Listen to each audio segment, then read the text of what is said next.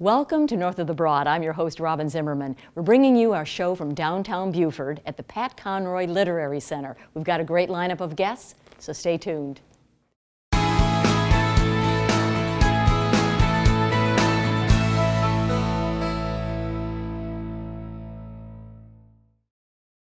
Welcome to North of the Broad. I'm your host, Robin Zimmerman.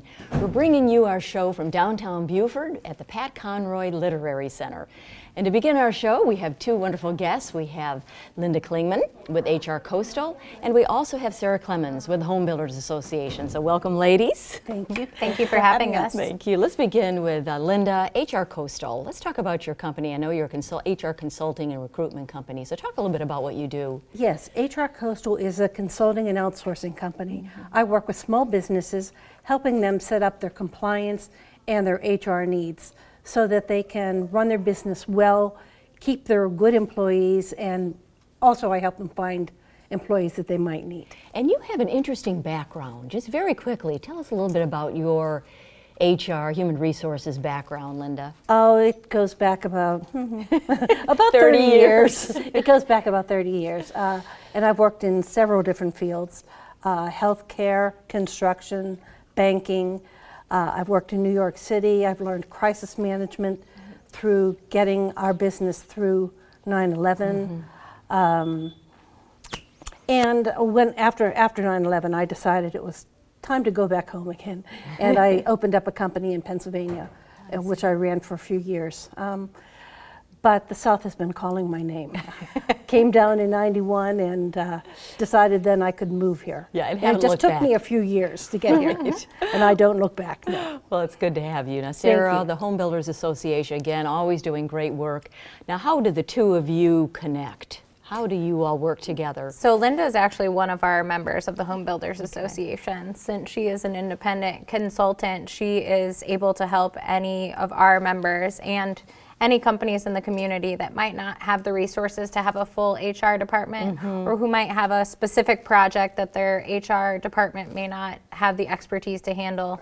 Linda has great experience, as we have just heard about. Yes. So she could be a great resource to folks who are looking to put the people in the right places in their company. So the Home Builders Association has how many members? And again, what is your role with them? What do you do for your members? So I'm the membership marketing director at the Home Builders Association. So I reach out to potential new members. I make sure our current members are getting what they need out of their HBA membership, whether that's giving them the information they need to get a discount on a vehicle that they're purchasing. I just did that yesterday and saved a member almost $2,000, more than they thought they were going to save. I give them different communications from our national wing, the National Association of Home Builders, and just make sure they know about our upcoming events and all of the good stuff that we offer at the HBA. What we're here to really talk about today are jobs. Skilled labor is very, very tough to find skilled labor in our workforce arena today. So how are the two of you coming together to increase this pool of workers? Sarah, do you want to start and then? Sure. Yeah. So like you said, it is a great concern in all industries. NAHB, which is again the National Association of Home Builders, recently ran a poll, and workforce and skilled labor is the #2 concern of all companies in the building industry. So obviously that's a really serious issue in our industry. So we just met with some folks over at TCL today. They have a great construction program there, headed up by Tim Newsom, who's a great advocate in our community for building industry. And not only is he a teacher, but he also has that experience as a former home builder himself. I'd love to have him on this show eventually as well. But we're trying to build these relationships with different folks in the community who are giving students and continuing students the resources they need to become educated and skilled enough to continue on a trajectory that they increase their earnings, that they can start their own companies.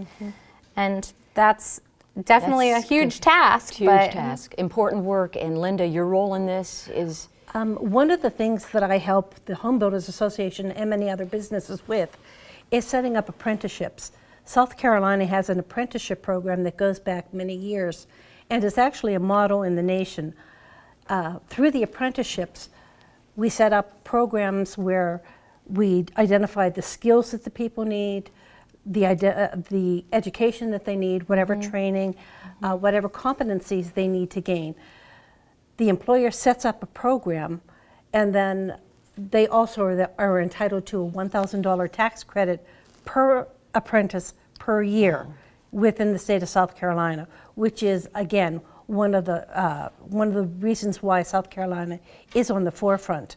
It also helps employees because they are gaining more skills, they are able to get higher wages, and they can then commit to working for a company for a while. So it helps the employer. It's a win-win. Exactly. It helps the employer because they're retaining their good employees, and they help the employees because they're becoming much more skilled in the area. I've worked with many businesses helping them set up these apprenticeship programs. That's wonderful. And you partner also, you said, with TCL, and this is very exciting, the Academy for Career Excellence, ACE. Tell us a little bit more about that, and then the Be Proud program, community outreach program. So just kind of as we kind of close very quickly, a little bit about that collaboration. So ACE is actually the only high school in Beaufort County who offers a construction program at their school for students to pursue construction careers. So we really are excited to be on their advisory council there to make sure that their curriculum is something that really jives with our members. And the Be Proud initiative is something that will hopefully be coming to fruition later this year. It's a bus that travels around South Carolina that has several modules from electrical to plumbing to framing to construction generally, and people will be able to try out different things, and it's really going to get people excited about being in the construction industry. And exposing young people to these great skilled trade jobs, and that they actually can make some good money. Yes. One of the things we have to do is help our culture to change. We feel that everybody, to be successful, has to go to college. If they go to college, they end up with mountains of debt, and oftentimes come out without being able to earn a decent living. It used to be many of the trades were called blue-collar jobs. They are now called gold-collar jobs because people in the trades make a tremendous living. Yes, they make a tremendous living. They do a very good job of providing for themselves, for their families, to helping our communities. They help the community grow because they're doing so well. And we need to tell our children it's time to start looking at the these trades. All right, Yes. Thank you, Linda, so much. And Sarah, appreciate you being here with us, and we'll be right back. Thank you. Thank you.